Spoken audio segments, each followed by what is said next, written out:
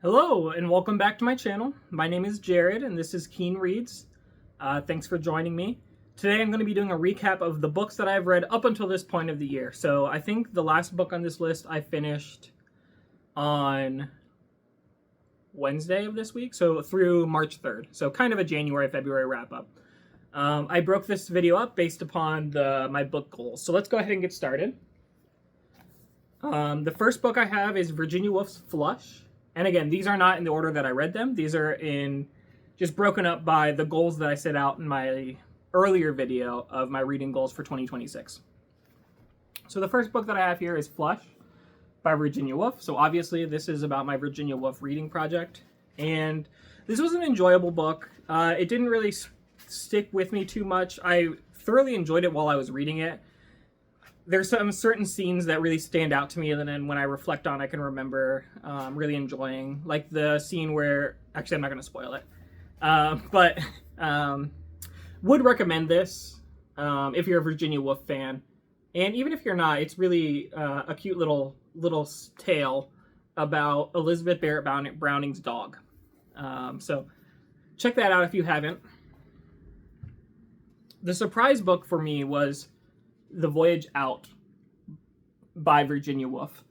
So this was her first novel. It's about a woman who travels to South America with her uncle and the happenstances that occur there. This was actually my first and I think only 5-star read of the year so far. I really just fell in love with the language. It was much more straightforward than most Virginia Woolf's novels are. Her first two novels, she did not have her hallmark stream of consciousness style. So this is much more like a straightforward novel, and it really moved me, especially the ending. I was touched. Let me just see if there's any passages I want to read.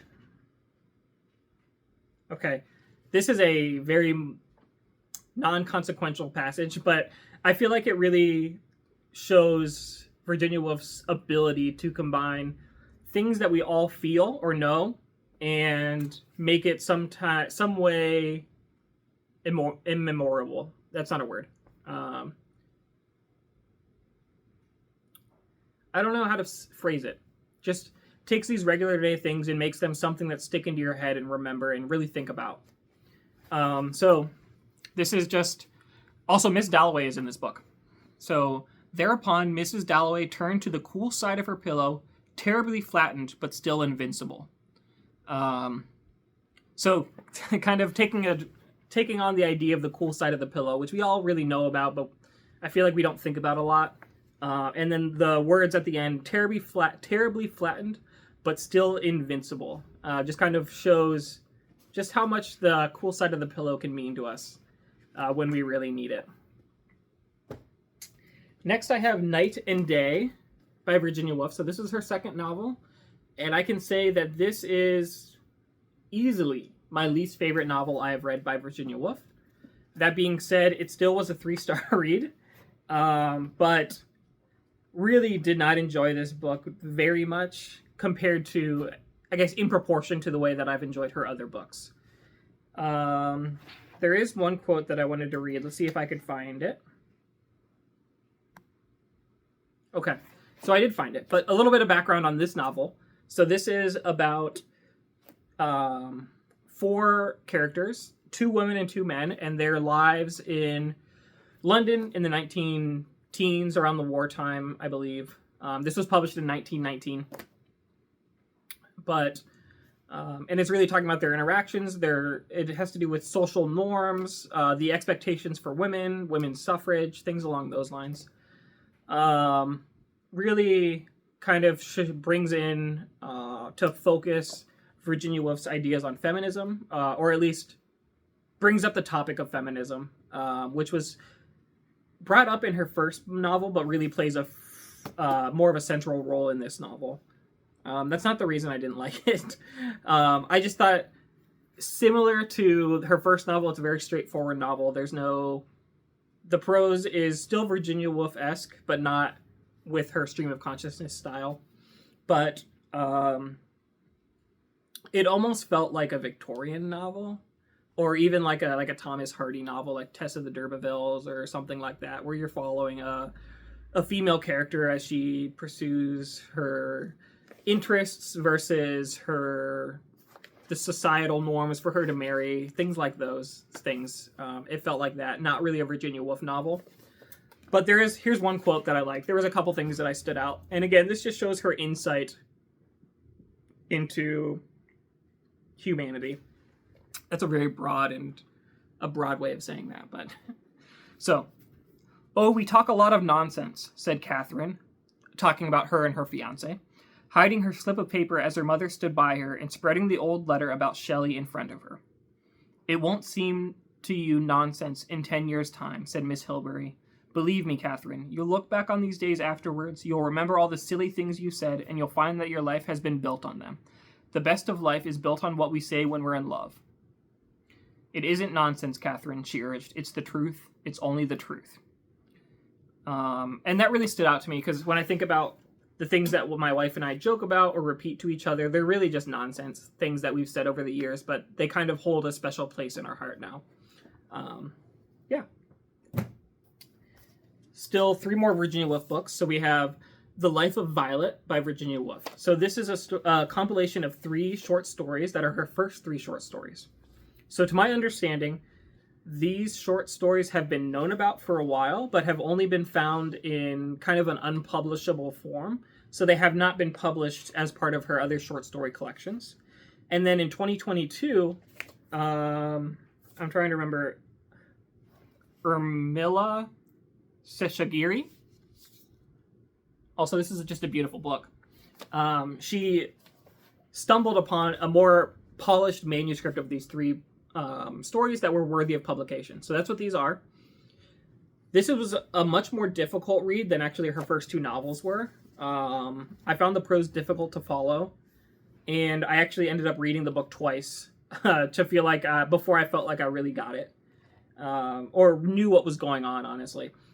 If you're a Virginia Woolf devotee, I think you have to read this.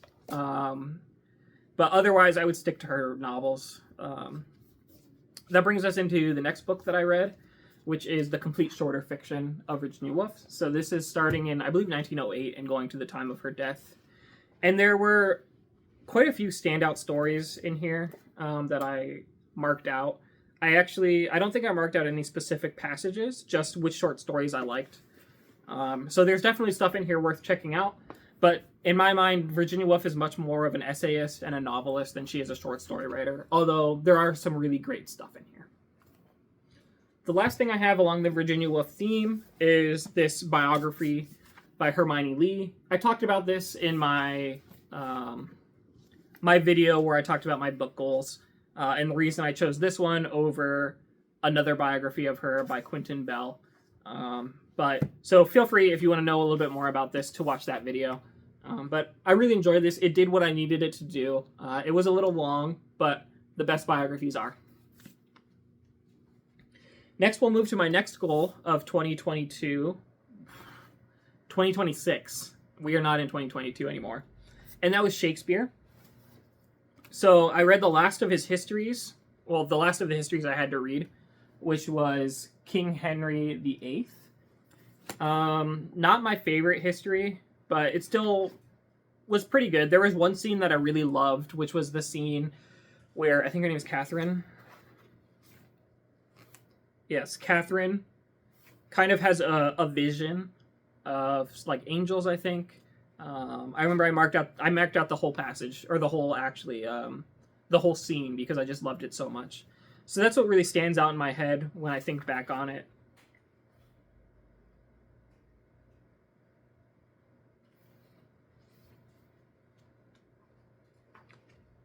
Yeah, not much else thoughts on this. So far, I overall was not a big fan of Shakespeare's histories, to be honest. There was some good ones. I think the first ones I read were the best. Well, I guess the first ones I read were Edward III and then King Richard II, which weren't that good. But I did enjoy King Henry IV, Part 1 and 2, and Part 5. Or Part 1 and 2, and then King Henry V, the best. Next, I read what was easily my least favorite Shakespeare play, which was The Merry Wives of Windsor. Just did not enjoy this. This was a play that was written supposedly for the Queen Elizabeth, because she wanted another play with Falstaff where he falls in love. But the introduction kind of shuts down that theory. But there still was one passage that I highlighted that I liked, so I'll read that just so you can get a flavor for it. But this is the host of the Garter speaking. Shall I lose my doctor? No, he gives me the potions and the motions. Shall I lose my parson, my priest, my Sir Hugh? No, he gives me the proverbs and the no-verbs. So, just some funny wordplay there. But really, that's all this was to me. I will not be rereading this this play. Third goal for 2026 was to read some more 20th century poetry. And I read the complete poems of Marianne Moore. There was a few poems that stood out to me in this. One really short one that I'll read right now, which is called I May, I Might, I Must. And it goes like this. If you will tell me why the fen appears impassable, I then will tell you why I think that I can get across it if I try. I love that little poem. But overall, I feel like this kind of went over my head. There was a lot of poems in here where I didn't really know what was going on. A lot of nouns without surrounding words, really. Just nouns and nouns is what I found. That might be a poor review of her poetry. I really do think I need to kind of sit down eventually and go through with maybe an online resource for each poem to really get the most out of these. But there were 4 or 5 that I picked out that I want to reread, or that I will be rereading when I just pull this off the shelf. But yeah, really just feel like I didn't understand a lot of this. And then I did read 2 novels, or 2 books, that do not fall into any of my goals. First one was, and both of these I just bought because I was at the bookstore and wanted to buy something. So this is A Separate Peace by John Knowles. This was a delightful little novel. It packs a punch. It's about 2 kids who are growing up in a boarding school. I guess they're teenagers, almost adults, growing up in a boarding school in New England during World War II. And it talks about their friendship. And really, I wasn't expecting too much from it. It's been on my list to read for a while, but I just never got a copy of it. And I figured now must be the time. And I really enjoyed it. I gave it 4 out of 5 stars, which is pretty good for me. And like I said, it does pack a punch at the end. I was not expecting it to really hit me the way that it did. And then the last book I read is actually 2 essays. And this is The Doors of Perception and Heaven and Hell by Aldous Huxley. So both of these essays, well, the titles of each of them come from William Blake. So that's interesting because I'm hoping to read Blake later this year, as I talked about in my last video and the video before that. But these are about the authors, Aldous Huxley, who you may know as the author of Brave New World and The Island, or I think it's just called Island. Those are the only 2 books I know by him. But this was his experience and his thoughts on mind-altering substances. So the first essay, called The Doors of Perception, I found much more interesting than the second one. And really that is his experience on mescaline. So mescaline is the active pharmacologic agent or pharmaceutical in peyote cactus. And it is a mind-altering drug. And it talks about his experiences as he was... So they recorded him taking it. And then it's recording his thoughts of what was going through his head during this recording and afterwards. And I just found it super interesting. Really enjoyed it. The second essay in here was not as... let me see if I can find a... Here's just one quote that I found. We'll see if it makes sense out of context. But, for relief, I turned back to the folds in my trousers. And this is when he's, like, on the mescaline. This is how one ought to see, I repeated yet again. And I might have added, these are the sorts of things one ought to look at. speaking about the folds in his trousers. Things without pretensions, satisfied to be merely themselves, sufficient in their suchness, not acting apart, not trying insanely to go it alone, in isolation from the Dharma body, in Luciferian defiance of the grace of God.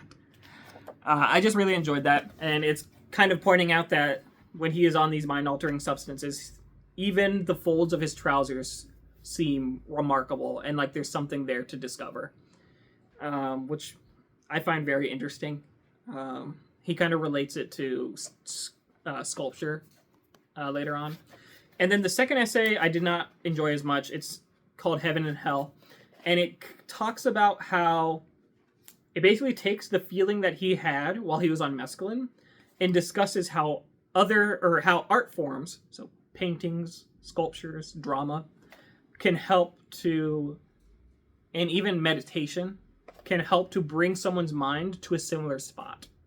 He calls it the mind's antipodes. I think that's what it's called, which is like the opposite side on a globe from where you currently are. So he's allowing us these, either the mescaline or the LSD, or these great works of art or meditation that can help to allow us to see this opposite side of ourselves that's in our subconscious.